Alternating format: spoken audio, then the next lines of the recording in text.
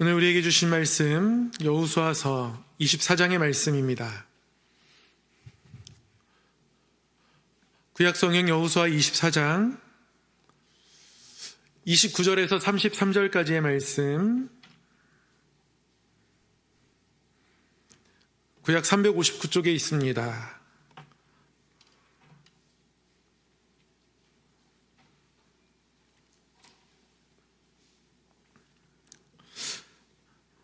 여호수아 24장 29절에서 33절까지의 말씀을 한 절씩 교독하겠습니다. 이 일 후에 여호와의 종 눈의 아들 여호수아가 110세에 죽음에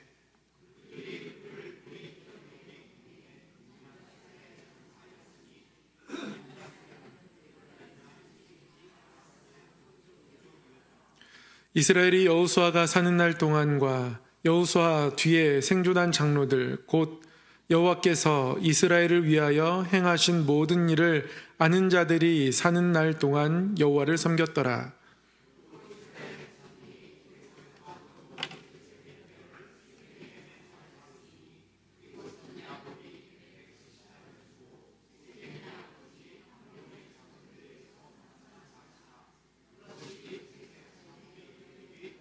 함께요. 아론의 아들 엘르아살도 죽음에 그들이 그를 그의 아들 비느하스가 에브라임 산지에서 받은 산에 장사하였더라. 아멘. 오늘도 말씀 앞에 나오신 우리 성도님들 환영하고 축복합니다. 옆에 분에게 한번 이렇게 권면했으면 좋겠습니다. 세상에서 가장 단 것은 말씀입니다. 한번 이렇게 인사하겠습니다. 세상에서 가장 단 것은 말씀입니다. 네. 오늘 주신 말씀이 우리에게 달게 느껴졌으면 좋겠습니다. 그래서 말씀을 우리가 배우고 또 말씀을 따르고 말씀에 비추어서 우리 주님을 닮아가는 이 모든 여정이 우리에게 짐이 아니라 우리에게 아주 기쁜 일이고 또 우리에게 늘 사모하는 일이 되기를 주님의 이름으로 축복합니다. 오늘은 여호와의 종 여호수아라는 제목으로 함께 말씀을 나누도록 하겠습니다. 사실은 여호수아 24장 29절의 말씀은 여호수아 1장을 처음 묵상할 때 함께 나누었던 말씀이기도 합니다. 오늘은 여호수아 전체를 한번 총 복습하면서 여호수아 한 권의 마무리를 지으려고 합니다. 오늘은 책들이 하는 날이에요. 성경이 우리에게 꿀처럼 달아야 하는데요. 제가 꿀처럼 달게 잘 전했는지 모르겠습니다. 혹시 싱거웠을까 봐요. 책더리 간식으로 뭔가를 하겠다고 약속을 드렸었는데 무엇 할까 고민하다가 그래서 제가 미처 채우지 못한 단맛을 좀 채울 수 있는 것을 생각해가지고요. 약과를 골랐습니다. 예배 끝나고 2층 우리 성암 미니 라운지에 가시면 커피 자판기 옆에 약과가 이렇게 쌓여 있을 겁니다. 그래서 예쁜 스티커 하나 붙여가지고요. 약과를 준비했습니다. 제가 이제 약과를 이렇게 준비하면서 달았을까? 말씀이 더 달았으면 좋겠다. 뭐 이런 생각하면서 이제 준비했는데요. 그렇게 우리에게 늘 말씀이 다가오고 고백되었으면 좋겠습니다. 여호수아를 마치면서 한번 전체적으로 한번 복습하고요. 오늘 말씀 잠깐 묵상하고 여호수아를 마무리하도록 하겠습니다. 오늘은 여호와의 종 여호수아라는 제목으로 함께 말씀을 나눌 텐데요. 전체를 보면 오래전에 이 표를 보여드렸습니다. 여호수아는 크게 두 부분으로 나눌 수 있다고 말씀드렸습니다. 1장부터 12장까지는 가나안 땅을 정복하는 부분이고요. 13장부터 24장까지는 가나안 땅에 이제 정착하는, 분배하는 이야기가 기록되어 있습니다.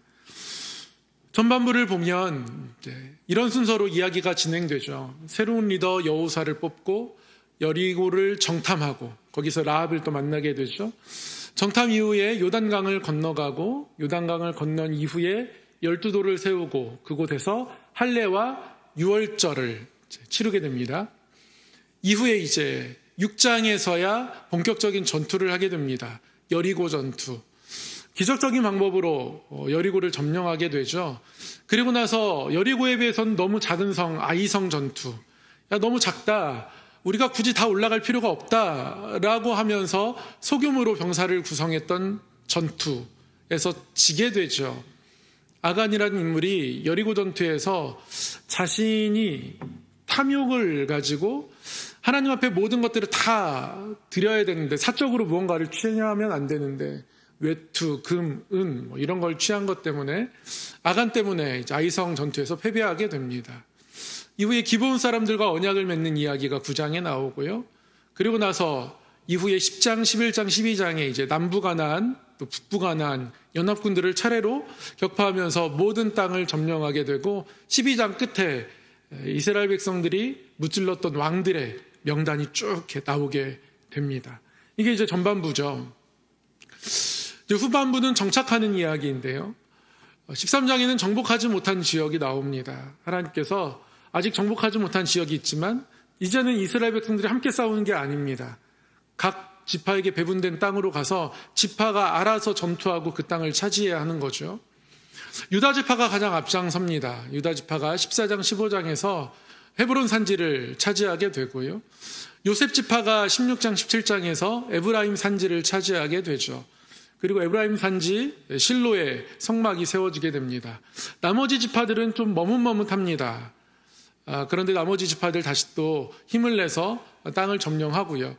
이렇게 해서 모든 지파들이 땅을 나눠 가진 이후에 20장 도피성, 그리고 레위인 성읍, 이 모든 성읍 분배가 끝난 이후에는 이제 요단 동쪽의 지파들이 원래 자신의 땅으로 돌아가게 되죠. 그리고 23장 여호수아가 마지막으로 설교하는 것이 이제 마지막 끝부분 내용입니다. 이런 순서로 여호수아 전체가 이제 진행되었고요. 조금 우리가 어떤 내용들을 묵상했나 조금 더 자세히 좀 살펴보면, 1장 새로운 리더 여호수아를 세울 때 하나님이 여호수아에게 힘을 더하여 주시죠. 모세 후계자니까 얼마나 부담됐겠습니까? 여호수아가 모세의 뒤를 이어서 후계자로 올라섭니다. 여러분 혹시 여호수아라는 이 이름의 뜻 기억하십니까? 여호수아, 여호와는 구원이시다. 여호와는 구원이시다. 이것이 여호수아입니다. 예수아라고 표기하기도 하고요. 이제 신약에서 우리 주님께서 예수라는 이름으로 이 땅에 오시지 않습니까? 같은 음역입니다. 같은 표현입니다. 여호와는 구원이시다. 여호수아라는 뜻은 그래도 저희가 알고 가야 되지 않겠습니까? 이 여호수아에게 하나님께서 중요한 명령을 주시죠. 일단 강하고 담대하라라고 하십니다. 강하고 담대하라. 새로운 땅을 향해 나아가는데요. 강하고 담대하라라고 말씀하시면서 여호수아 입장에서는 그 땅을 우리가 차지해야 하는 땅인데요. 하나님 입장에서는 하나님이 차지하게 하시는 땅이라고 말씀하시죠. 그래서 우리가 이 하나님이 차지하게 하시는 땅이라는 부분에 초점을 맞춰서 말씀을 묵상했었습니다. 어떤 일이든 우리가 해야 하는 일로 바라보면 부담이 됩니다. 두려움이 찾아오죠. 그러나 하나님이 차지하게 하시는 땅이라고 바라보면 할만합니다. 나아갈 만합니다. 도전할 만하게 돼요. 삶의 모든 일들을 우리가 하나님이 차지하게 하시는 땅으로 바라보아야 합니다. 2장에서는 이제 여리고 정탐합니다. 여리고 정탐 목적은 분명하죠. 여리고를 살펴보는 겁니다. 근데 여리고를 살펴보지 않고요, 한 사람만 만나고 돌아왔습니다. 라합. 근데 라합을 통해서 정말 놀라운 고백을 듣게 됩니다. 라합은 하나님을 향하여서 굉장히 귀한 고백해요. 하늘과 땅의 하나님이다. 위로는 하늘, 아래로는 땅의 하나님이다. 이런 고백을 하는데요. 그 라합이 정탐꾼들에게 어떤 이야기를 하냐면, 이 땅을 너희에게 주신 줄을 내가 아노라. 그러니까 우리 성읍이 다 떨고 있다. 너희에게 주신 줄 내가 안다. 정탐을 하지 않았는데요. 정탐을 시작하기도 전에 라합을 통해서 이미 하나님이 이 땅 가운데 일하고 계심을 보게 되죠. 그래서 이제 여리고로 결국 정탐을 떠났던 사람들, 이들이 보고자 했던 것은 여리고였지만, 그러나 이들이 결국 보게 된 것은 하나님을 보지도 않았지만, 배우지도 않았지만 이미 이야기로 들어서 알게 된 하나님에 대해서 신앙을 고백하고 있고 그 믿음 가운데 서 있는, 오히려 정탐하는 사람들은 하나님이 이 땅을 주실까 떨리는 마음이 있지만 라합은 이 땅을 주신 줄을 안다라고 선포하고 있던 사람이에요. 그래서 그들이 신앙의 본을 그 땅 가운데서 발견하게 되죠. 그리고 이러한 모든 만남을 통해서 요단강을 건너서 이 가나안 땅에 들어갈 힘과 용기를 얻게 됩니다. 그래서 이제 3장 4장에서 요단강을 건너가죠. 건너가기 전에 성결하게 준비합니다. 믿음으로 준비하는 성결이 있었고요. 건넌 후에는 이것을 기억하고자 하는 12도를 취해서 세웠습니다. 그래서 요단강을 건넌다 그러면 마른 땅을 밟고 건너가게 되었는데요. 그 마른 땅을 밟고 건너가기 전에는 그들 스스로 성결케 하는 준비가 있었고, 건넌 이후에는 이것을 기억하고자 하는 12도를 세웠다는 것을 우리가 기억하면서 하나님 앞에 우리가 이런 모습으로 살아가야 한다라는 것들을 묵상했고요. 그렇게 요단강을 건너서 이제 이스라엘 백성들이 이제 하나님 주신 땅으로 나아가야 하는데 그 이전에 중요한 것을 하죠. 할례와 유월절, 할례를 하고 유월절을 지킵니다. 어디서 할례를 하고 어디서 유월절을 지킵니까? 장소 혹시 기억나십니까? 길갈이에요, 길갈. 그럼 길갈이 무슨 뜻인지 아실까요? 네, 우리 복습하는 거 맞죠? 네. 길갈은 굴러간다라는 뜻입니다. 이러려고 복습하는 거죠. 복습한 보람이 있습니다. 하나님께서 애굽의 모든 수치를 굴러가게 하셨다라는 의미로 하나님께서 그곳 이름을 길갈로 칭하게 하십니다. 다시 할례를 행하고 아브라함의 언약을 기억하고 유월절을 지키면서 애굽을 떠날 때에 그때에 역사하셨던 하나님을 고스란히 기억하는 거예요. 그렇지, 우리를 하나님께서 그 강한 애굽에서 이끌어내어 주셨지. 그때 우리가 종되었었는데 그 모든 것들을 다 이제 굴러가게 하신다. 그런 의미로 길갈이라고 칭하고 그곳에서, 길갈이라는 곳에서 이제 유월절까지 지키게 됩니다. 하나님의 약속을 새기는 할례였고요. 길갈은 또한, 길갈에서 행하는 어떤 유월절은 하나님이 애굽의 모든 장자들을 다 치셨잖아요. 애굽에서 나올 때. 그래서 하나님께서 이 유월절을 통해서 우리가 깨달아 알기 원하는 것은 우리가 하나님의 장자다. 모세를 통해서 이스라엘 백성들을 이끌어낼 때부터 나는 이스라엘 백성들을 내 장자라고 생각한다. 하나님 말씀하셨거든요. 그래서 약속을 새기는 할례, 또 장자된 정체성을 고백하는 유월절, 이 두 가지를 다 행하고 나서야 그때 이제 전투하게 됩니다. 여리고 전투하게 되죠. 하나님께서 전쟁 없이 이기게 하십니다. 전투 없이 이기게 하세요. 매일 성을 한 바퀴 돕니다. 6일 동안 계속 돌죠. 6바퀴 돌았습니다. 마지막 날 7바퀴 돌았고요. 여호와께서 이 성을 우리에게 붙이셨다 외치고 선포하는 것으로 이 성의 전투를 승리하게 됩니다. 이어서 아이성 전투 치릅니다. 그런데 실패합니다. 실패한 이유는 하나님의 방법에 대한 순종이 결국 승리의 이유인데 그렇게 하지 않았죠. 하나님 방법에 대한 순종이 아니라 내 방법 들고 나아갔습니다. 별로 안 크니까 한 3,000명 정도면 되지 않을까? 소규모의 병력으로 하나님께 묻지 않고 전투를 치렀다가 지게 됩니다. 또한 아간의 불순종이 있었기 때문에 패배하게 되죠. 하나님 방법에 대한 순종이 승리를 이끄는 것이고요. 하나님과 함께하지 않으면 결과적으로는 패배하게 된다는 것을 확인하는 전투가 아이성 전투였죠. 그래도 하나님이 다시 한번 도우셔서 하나님과 함께 전투해서 아이성 전투까지 승리하게 됩니다. 이때 기브온 사람들이 이스라엘 백성들을 이제 찾아옵니다. 이후에 멀리서 온 것처럼 꾸며요. 멀리서 온 사람들이 아닙니다. 가까운 사람들이에요. 그런데 이 기브온 사람들이 우리에게 항복해오고 이 사람들을 거두면 우리가 좀 편하게 살 수 있지 않을까. 이들이 우리의 종노릇을 해주면. 그런 자신들의 편리와 이익에 이끌려서 이들이 분별력을 잃습니다. 하나님께 묻지 않고 이들과 조약을 맺게 되죠. 그래서 이것을 통해서 헌신, 절제, 하나님 앞에 이런 모습을 끝까지 유지했어야 하는데 그렇지 못했던 이스라엘 백성들, 그래서 영적인 분별력을 잃었던 이스라엘 백성들의 모습들을 제가 살펴봤었고요. 그리고 하나님께 묻지 않고 조약을 맺는 이 성급한 마음, 절제하지 못하니까 성급해지는 겁니다. 나에게 좋을 것 같으니까, 내가 편할 것 같으니까 빨리 이 사람들과 조약 맺어서 저 사람들 마음 변하기 전에 저 사람들을 우리의 종으로 두면 좋겠는 거예요. 그래서 빨리 조약을 맺고자 하는 마음에 하나님께 묻지도 않고 이 조약이 체결됩니다. 이런 모습을 보면서 이렇게 쭉 복습하려고 다시 PPT를 만들면서 이런 문장이 떠오르더라고요. 돌다리도 기도하고 건너라. 작은 일도 기도하고 분명한 일도 또 기도하고, 그런 모습들이 우리 가운데 있어야 우리가 실수하지 않나 싶습니다. 이후에 이제 남부, 북부 가나안 연합군과 전투를 치러서 모두 승리하면서 굉장히 빠르게 가나안 땅을 정복하게 됩니다.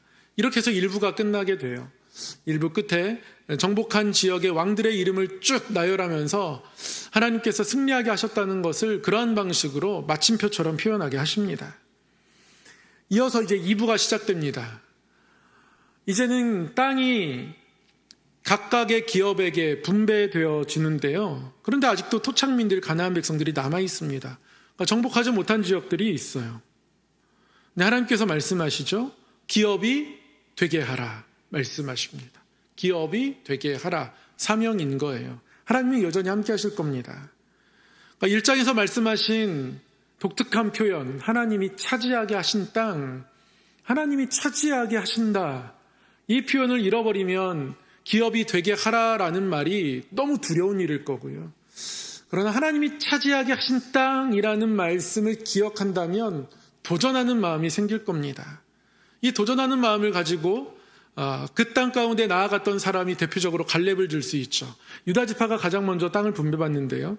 헤브론 산지, 아낙 잔손이 거하고 있지만 여러분 기억하시죠? 유다가 헤브론 산지를 바라보면서 거대한 아낙 잔손이 있는 그 땅을 바라보면서 뭐라고 이야기합니까? 너무나 유명한 구절이죠. 맞습니다. 자신 있게 이렇게 나오는데, 네, 이 산지를 내게 주소서. 갈렙이 담대하게 선포합니다. 제가 이 갈렙의 이름의 뜻, 이건 제가 설명드리지 않았습니다. 여러분 기억하지 못하시는 건 여러분들이 까먹어서가 아닙니다. 낙심하지 마십시오. 그때는 제가 설명을 드리지 않았어요. 갈렙이란 이름의 뜻을 잠깐만 짚고 넘어가려고 하는데요. 갈렙이란 이름의 뜻이 도그, 개라는 뜻입니다. 켈레브, 개라는 뜻이거든요. 제가 가진 성경에도 개라는 뜻으로 나와요. 그때 말씀을 준비하면서 왜 이름의 뜻이 개일까? 그렇게 하다가 시간을 쫓겨서 더 깊이 파고들지 못했는데요.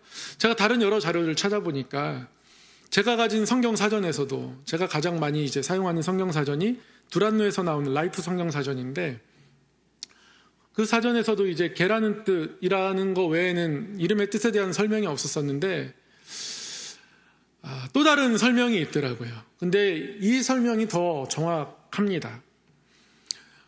켈레브라고 하면 개인데요. 콜 하면 올이란 뜻이거든요. 전부란 뜻입니다. 레브는 마음이에요. 콜 레브에서 갈렙의 이름이 온 것으로 보입니다. 그러니까 마음 전부인 거예요. 이 이름의 뜻이 더 분명하다고 여겨지는 이유는 이 구절 때문에 그렇습니다. 민수기 14장 24절. 그러나 내 종 갈렙은 그 마음이 그들과 달라서 나를 온전히 따랐은즉. 갈렙은 그 마음이 그들과 다르대요. 그러니까 갈렙의 마음은 하나님을 온전히 따르는 마음이었어요. 이름과 똑같죠. 그러니 갈렙의 이름은 콜레브, 마음 전부를 하나님께 드렸던 사람이라고 할 수 있습니다. 그런 갈렙이 하나님 앞에서 하나님께서 주신 약속을 믿음으로 붙잡고 헤브론 산지에 거대한 아낙 자손이 살고 있지만 그 땅 가운데 나아가는 거예요. 이게 갈렙이 하나님을 온전히 따르는 모습입니다. 그런 모습을 우리에게 보여주고 도전하는 것이 14장 15장입니다. 16장, 17장에 가면 요셉 지파가 이제 이어서 땅을 분배받습니다. 산이 너무 많아요. 그래서 불평하는 소리가 있습니다. 그런 마음이 있지만 그러나 여호수아가 삼림이라도 개척하라. 순종하며 나아가라. 개척할 수 있다.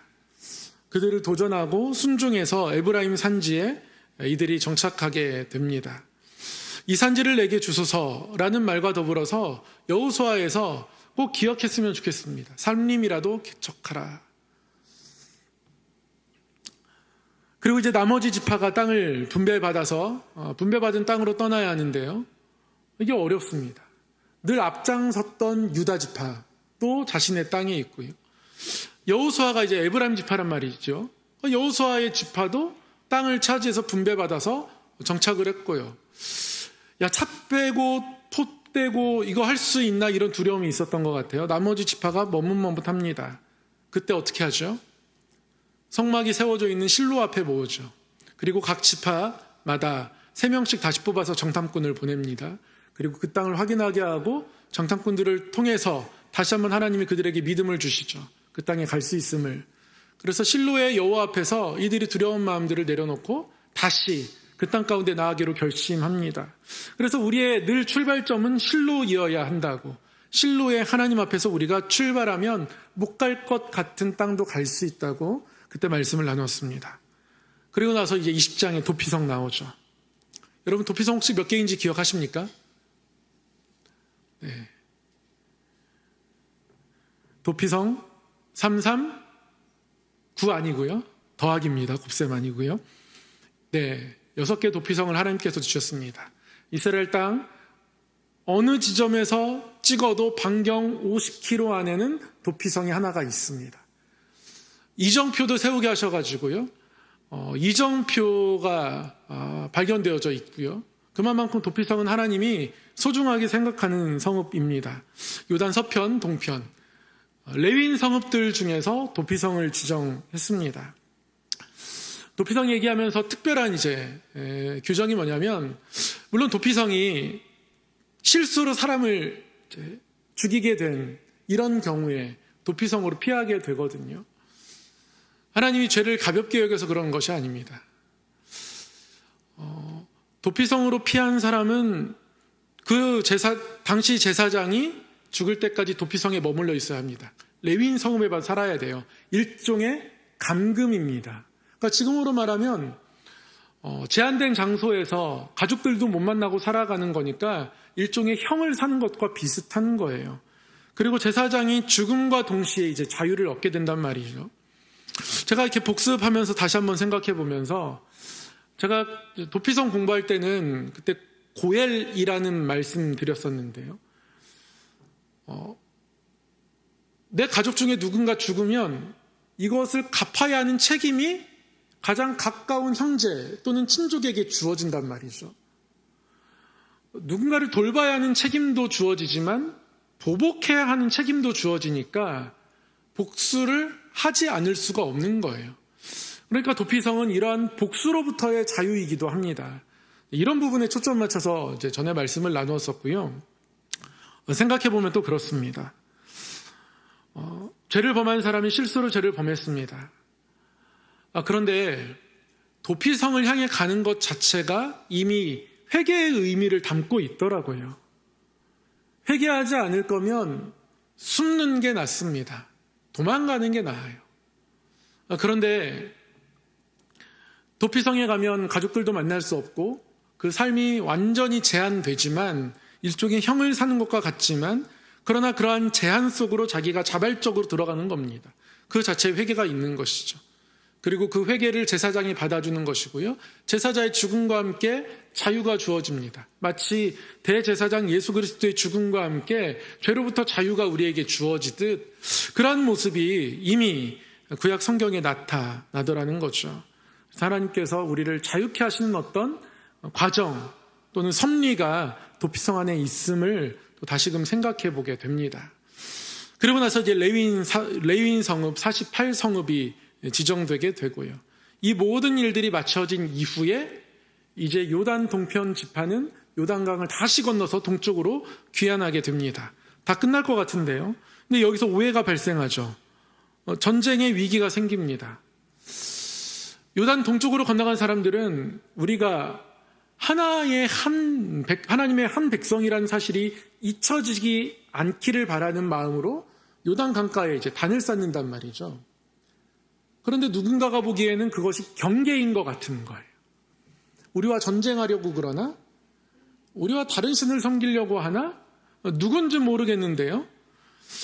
전혀 요단 동쪽 지파들이 뜻하지 않은 이 말을 퍼뜨리기 시작했습니다. 그런 말이 들려졌다라고 성경은 표현하고 있어요. 말한 사람은 없고요. 말이 들려지기 시작합니다. 저들이 우리랑 선을 긋고 있어. 우리랑 전쟁할지도 몰라. 우리와는 이제 갈라져 나가려고 해. 라는 공동체를 파괴하는 말들을 누군가가 퍼뜨리게 됐고요. 그렇다면 전쟁을 해야지. 미리 싹부터 잘라야지. 이게 중론이 되었단 말이죠. 군대가 소집되었습니다. 근데 이때 비느하스가 한번 가서 만나서 대화로 풀기로 하고 비느하스가 가죠. 그래서 오해를 다 풀고 이것이 우리가 하나님 앞에서 한 민족임을 그들이 대대의 증거를 남기려고 그래서 엣이라는 이름으로 단을 쌓았다. 비느하스가 이 오해를 풀게 됩니다. 공동체를 파괴하는 말이 있어요. 자신의 추측을 마치 팩트인 것처럼 말하거나 누군가의 말을 교묘히 비틀어서 말하거나 자기의 바램을 자기의 말이 아닌 누군가의 말을 빌어서 교묘하게 퍼뜨리거나 등등 통해서 공동체를 파괴하는 말을 만드는 사람이 있습니다. 반면에 비느하스처럼 공동체를 살리는 사람이 있죠. 비느하스 덕분에 전쟁하지 않고 다시 이들이 하나의 하나님 백성으로 서게 됩니다. 이후에 이제 여호수아가 이스라엘 지도자들을 놓고 또 온 백성을 놓고 마지막으로 설교하게 되죠. 이 설교의 너무나 유명한 문장, 나와 내 집은 오직 여호와를 섬기겠다. 오직 나와 내 집은 하나님만을 섬긴다. 그들도 이러한 결단 가지고 살아갈 것을 촉구하면서 여호수아가 마지막 설교를 하고 그리고 오늘 본문에서 여호수아가 죽게 됩니다. 특별히 오늘은 여호수아의 죽음을 이야기하면서 여호와의 종 여호수아라고 이야기하죠. 여호수아를 가리켜서 여호와의 종이라고 이야기하는 부분은 딱 여기뿐입니다. 여호수아가 그동안 너무 열심히 살았습니다. 전쟁에도 앞장서고요. 모세의 뒤를 이어서 이스라엘 백성들을 잘 이끌었습니다. 열심히 순종했습니다. 그러나 결국 하나님께서 여호와의 종이라고 말씀하시는 부분은 여호수아의 죽음과 맞닿아 여호수아가 죽은 이후입니다. 숨을 거둔 여호수아를 향하여서 하나님은 여호와의 종이다 말씀합니다. 모세도 그랬어요. 모세도 여호와의 종 모세라고 할 때 여호와의 종 모세는 사명을 다 마친 이후에 모세의 모습을 바라보면서 하나님은 여호와의 종 모세라고 하죠. 모세의 뒤를 이어서 여호수아를 세우는 1장을 묵상하면서 여호와의 종 모세가 죽었다. 이 한 문장 가지고 저희가 첫 주 여호수아의 첫 시간을 함께 나누었습니다. 똑같습니다. 제가 그때 정리했던 내용을 오늘의 그대로 옮겨도 전혀 틀림이 없습니다. 그때 제가 이런 문장을 써드렸거든요. 모세와 여호수아의 헌신이 얼마나 값진 것인지 오늘 말씀은 우리에게 가르쳐준다. 하나님은 이들을 여호와의 종이라고 말씀하신다. 이것은 어떤 역할을 나타내는 말이 아니다. 이것은 하나님의 마음이 담긴 귀감의 단어이며 추모의 단어이며 그리움의 단어이다. 제가 모세 앞에 붙은 여호와의 종이라는 말을 그때 묵상하면서 하나님이 모세를 굉장히 귀하게 바라보시는구나. 내 말을 따랐던 어떤 역할을 말씀하시는 게 아니구나. 저는 종하면 늘 역할을 지금까지 떠올려 왔어요. 근데 여호수아 이번에 강해를 시작하면서 그 여호수아 1장 1절을 묵상하면서 이 종이란 말이 이 모세의 죽음 앞에서 하나님이 붙여주셨구나. 귀한 말이구나. 모세를 사랑하시고 모세의 모든 수고를 다 알고 그래서 그거에 귀감을 갖고 그것을 귀하게 여기시면서 추모하시면서 그 모세의 동역을 그리워하기까지 하시면서 하나님이 이렇게 말씀하셨겠구나. 하나님의 마음이 너무 이제 절절하게 느껴졌던 거예요. 그래서 제가 그때 그렇게 정리했던 것 같습니다. 귀감의 단어이고 추모의 단어이고 그리움의 단어다. 여호수도 마찬가지입니다. 그러면서 오늘 다시 한번 생각해 보기를, 우리는 하나님으로부터 어떤 수식어를 들을 수 있을까? 하나님의 뜻을 온전히 이루신 예수님의 흔적을 갖고자 했던 사도 바울의 고백과 삶처럼 현재의 삶을 살았으면 좋겠다. 다시 이렇게 저의 모습과 마음을 돌아보면서 정말 예수님의 흔적이 조금이라도 있으면 좋겠는데, 그러한 마음이 삶의 세월 가운데 희석되지 않고 여러 일들을 겪으면서 희석되지 않았으면 좋겠다라고 복습을 하고 다시 한번 말씀을 보면서 하나님 그런 마음을 주셨습니다. 여호수아를 긴 시간 동안 묵상했습니다. 땅을 정복하고 차지한 이야기인데요. 그런데 그 사이사이에 정말 하나님의 뜨거운 사랑과 약속을 느낄 수 있었던 것이 여호수아 말씀이었던 것 같습니다. 여호수아를 여러 번 읽었지만 이번에 수요예배 강해를 거의 이제 반년 가까이 하면서, 반년 조금 넘게 한 것 같아요. 하면서 참 귀한 은혜가 담겨있는 말씀이구나 감동적으로 받았고, 저에게는 꿀처럼 달았는데 제가 꿀처럼 달게 전해드렸는지는 잘 모르겠습니다. 이 피곤한 시간에 그래도 한눈에 볼 수 있도록 준비하고 열심히 PPT도 만들고 해서 말씀을 전하고자 힘썼지만, 그래도 돌이켜보면 이렇게 부족함도 많았던 것 같고요. 그래서 저의 조금은 하나님 앞에서 또 우리 성도님들 앞에서 죄송한 마음을 오늘은 약과로 대신 하겠습니다. 제가 한 가지 부탁드리고 싶은 게 있는데요. 약과를 맛있게 드시고요. 주부에 보면 교회 핸드폰 번호가 나와 있거든요. 교회 핸드폰 번호로 여호수아를 좀 묵상하면서 오랫동안 저와 함께 여호수아를 묵상해 오셨잖아요. 느꼈던 마음들이나 감동들을 이렇게 문자로 남겨주시면 좋겠습니다. 그래서 혹 우리 교회 전도지나 이런 거 만들 때 그런 문구들을 사용해서 이 수요예배가 어떤 자리인지 전도지에 실을 때 사용했으면 하는 마음이 일단 있고요. 그리고 우리 수요예배가 어떤 곳인지를 소개하는 교회 소개 영상을 제작할 때도 좀 그런 소스들이 필요할 것 같아가지고요. 수요예배를 통해서 어떤 은혜가 좀 있었는지, 은혜가 전혀 없었으면 할 수 없겠지만 은혜가 조금이라도 있었다면 그거를 조금 과장해가지고요. 아마 이제 나가시고 약과를 막 집으실 때 우리 김광희 목사님이 소감을 좀 영상으로 남겨달라고 이렇게 카메라를 들이댈 수 있습니다. 그러면 쑥스러워서 이제 피하실 분은 피하셔도 되고요. 그래도 저는 이런 은혜가 있었습니다라고 영상까지 한번 남기시는 거에 도전하시면 진짜 이거는 가보가 될 겁니다. 이런 영상이 다 하나 남겨져 있으면요. 나중에 10년 후에 교회 소개 영상에 등장하는 모습을 볼 때 그런 시절이 있었구나. 감동이 됩니다. 너무 도망가지 마시고 수요예배 때 이 성경을 공부하듯이 좀 배우잖아요. 이런 시간이 어떻게 다가왔는지도 함께 좀 남겨주시면 좋겠다라는 부탁을 드리면서 여호수아의 모든 걸음을 여기서 마무리하도록 하겠습니다. 이 모세를 통해서, 여호수아를 통해서 주셨던 이 믿음의 모습들이 우리의 삶이 되기를 소망하고요. 우리 믿음과 삶 함께 찬양하고 또 우리의 삶을 위해서 함께 기도하도록 하겠습니다. 사랑의 하나님 아버지, 말씀을 통하여서 주의 은혜, 주의 마음을 깨달아 알게 하시니 감사합니다. 은혜로 백성 삼으셨고 동행하기로 작정하셨고 그 동행을 놓치지 않도록 말씀 주셨고 말씀 안에서 강하고 담대할 수 있게 해주셨고 이 산지를 향하여서 담대히 나갈 수 있도록 하셨고 하나님 여리고 같은 큰 성도 허물게 해주셨고 때로는 버거워 보이지만 때로는 싫지만 그러나 삼림이라도 개척하며 나아가는 결단을 허락해 주셨고 하나님을 섬기겠다는 결단으로 여기까지 살게 하셨사오니 하나님 믿음이 작아지지 않고 믿음으로 믿음에 이르며 더욱더 하나님의 사람으로 이 땅 살아가도록 인도하여 주시옵소서. 모세가 여호와의 종 모세로 하나님께로부터 칭함받았듯 여호수아가 여호와의 종 여호수아로 하나님께 칭함받았듯 우리의 삶이 하나님 보실 때 하나님 그리워하실 만큼 아름답기를 원합니다. 성령으로 동행하여 주셔서 하나님의 뜻을 이루어가며 하나님 마음에 합한 자로 이 땅을 살아가게 하여 주시옵소서. 성령을 통하여서 역사하시사 성령으로 모든 육체를 이기며 죄에 대하여 죽은 자로 하나님께 대하여 살아있는 자로 하나님과의 만남을 사모하며 주의 이름을 부르며 이 땅 살게 하여 주옵소서. 우리 주 예수 그리스도의 이름으로 기도하옵나이다. 아멘.